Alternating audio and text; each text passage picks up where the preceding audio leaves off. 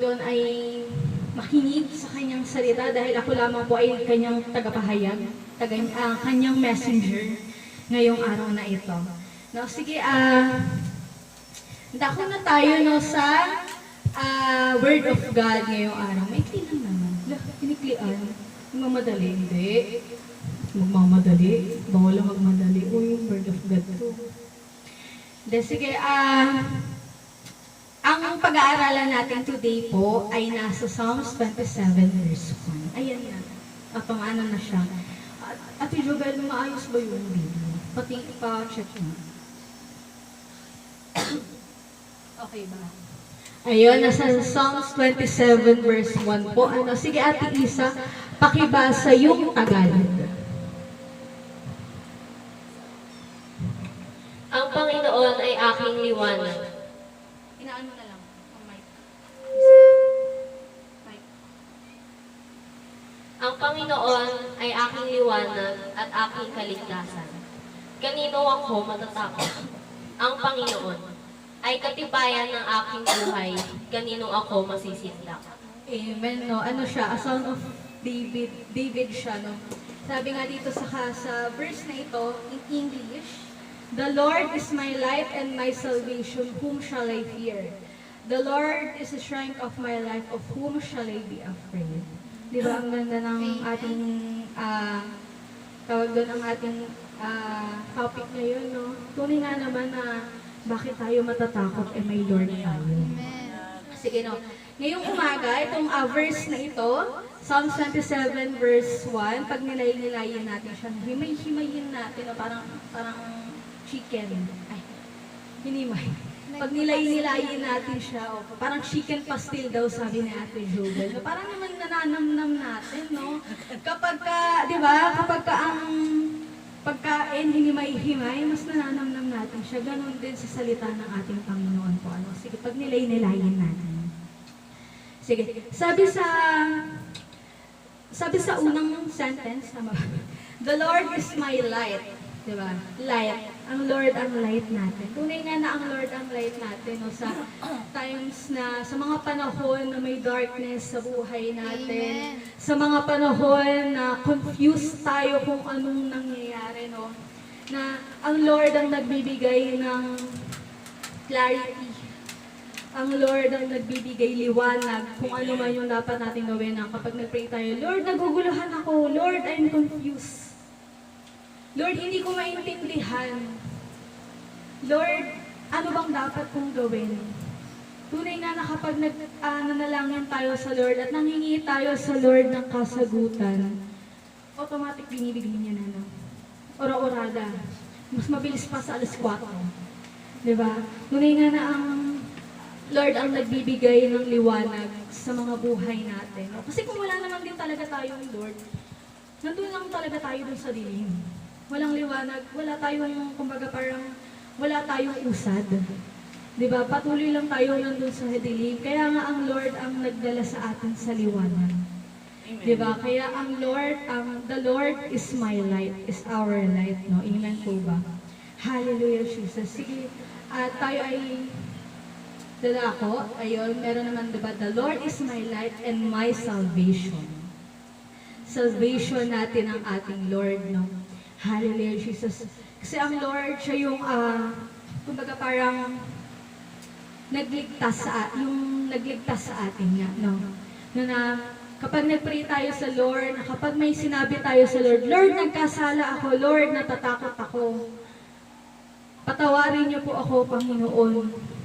Di ba na, kapag sinabi mo yun sa Lord, na, "Lord, patawarin niyo po ako," at nagpakumbaba ka sa Panginoon, ang Lord, ang lalambot ang puso ng Panginoon, no? Tunay nga na yun yung palaging sinasabi ni Pastor Vic, na kapag tayo ay nagpakumbaba sa Panginoon, ang Lord naman talaga ay grabe ang pagmamahal, grabe ang paggabay, grabe ang yakap sa atin, ano?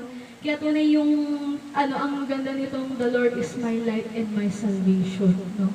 Kapag may mga kasalanan tayo, walang ibang magliligtas sa atin kundi ang Panginoon lang. Di ba? na kapag may inamin tayong ganito, ganyan, na Lord, nagkasala ako, patawarin niyo po ako, Panginoon. Di ba? Na yun lang yung simple sentence, simple word na gustong marinig ng Panginoon sa atin kapag tayo ay nagkakasala po. Kasi automatic ang puso ng Panginoon ay lumalambot kapag ang anak niya ay nanghingi ng kapatawaran at nagpakumbaba po. Ay silo na naman, aro eksena. Sige po, di ba, sabi nga, the Lord is my light and my salvation. Sige tayo dadako na. Next is, whom shall I fear? Asa na? Ayun. Nasa pa lang tayo? Psalm 27 verse 1, di ba? Whom shall I fear? Di ba, sabi nga na, kanino tayo matatakot? May Lord tayo. Bakit tayo matatakot? Bakit tayo panghihinaan ng loob?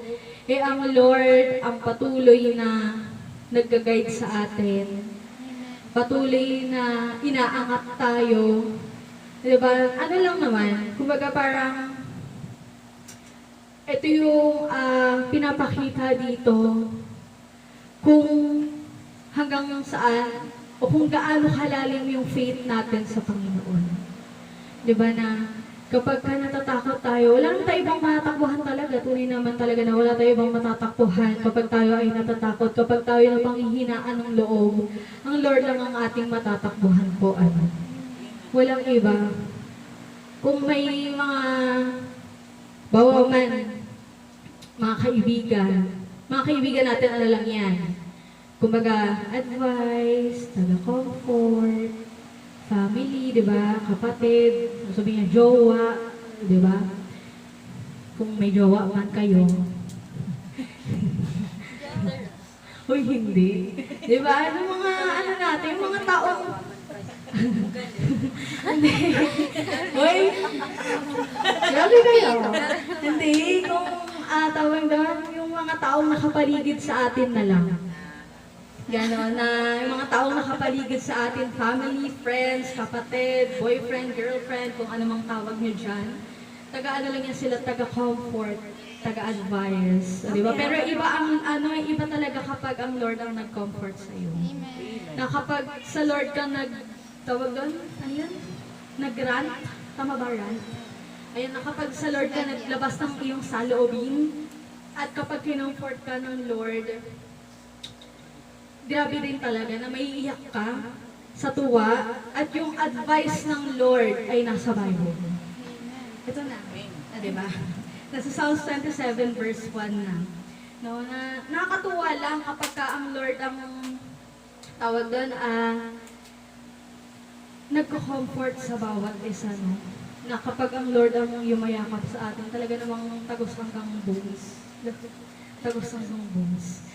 Hindi, ayun, ayun nga, iba talaga kapag Panginoon ang nag-comfort. Sige, next tayo, no? The Lord is the strength of my life. O, diba? Ang ganda. Ang Lord ang kalakasan ng ating buhay. Tunay nga na ang Panginoon ang nagbibigay sa atin ng kalakasan po. Siya yung patuloy na nagsusustain sa atin, patuloy na gumagawin sa atin. Basta pang-araw-araw pa lang na pang-araw-araw pa lang na pag-sustain sa atin ng Panginoon, financially, emotionally. Di ba na yung pag-sustain ng Panginoon sa health ng ating mga magulang, sa health ng bawat isa. No? Siya ang yung katulad ni Lola Metang, di ba? Ang Lord ang nagbibigay sa kanya ng strength. Ang Lord ang nagsusustain sa kanya. Ano na siya? Ano si Lole? Kumbaga parang living example na patuloy na sinusustain ng Panginoon at patuloy na pinapalakas ng Panginoon. Yun.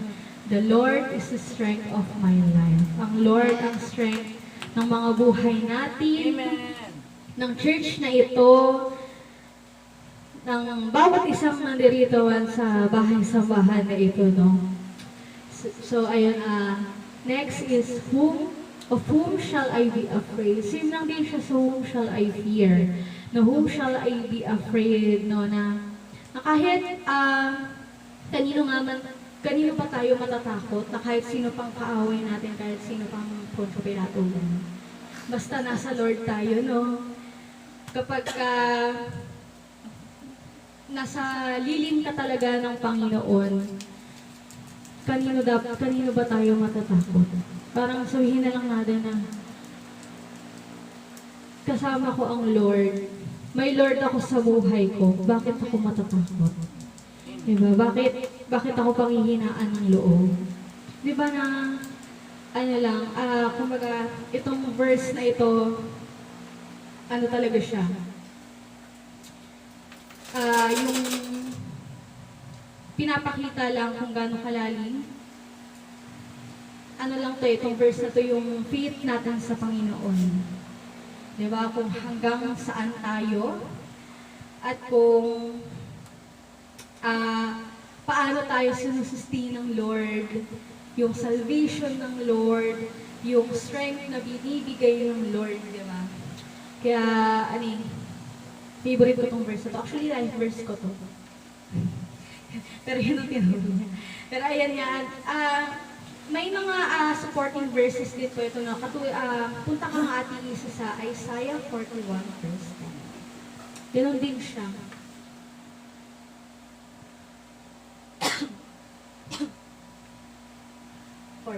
Sige, ating isa pakibasa ng Tagalog.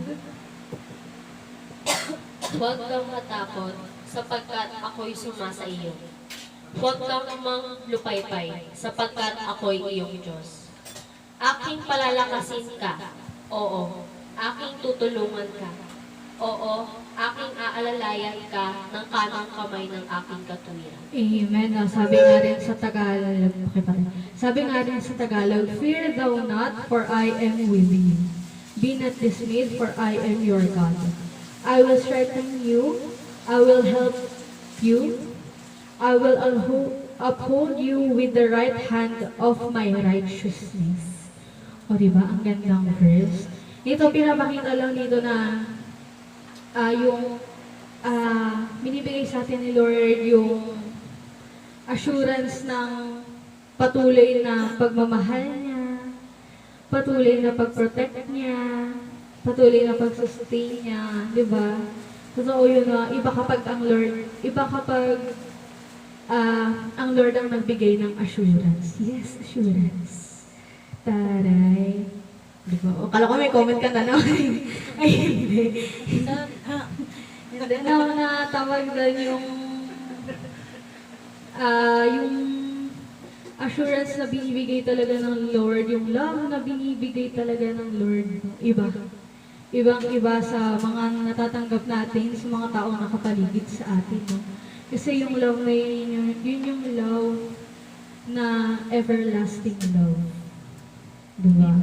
No, na kahit iwan ka man ng lahat ng tao, pero ang Lord never. Parang may hugot. Ay, hindi. Joke lang po. Lalim. Hindi. Kayo naman. Iyak na siya. Hindi. De, pero ano? Tumigap. Grabe na to. Diba? Bagang ligong to. Ang sarap lang sa pakiramdam, no? Na may Lord tayo sa buhay natin. Na hallelujah, Jesus. Sige, tayo po ay dadako na sa pinakalas na verse. Diba? Sabi sa inyo, may kilang siya eh. Hindi ko na siya masyadong pinahawa kasi baka lumalim. At hindi pa naman ako gaano kabihasa. Pero, ayun, sige, at isa punta ka sa Romans 8:31. Romans 8:31.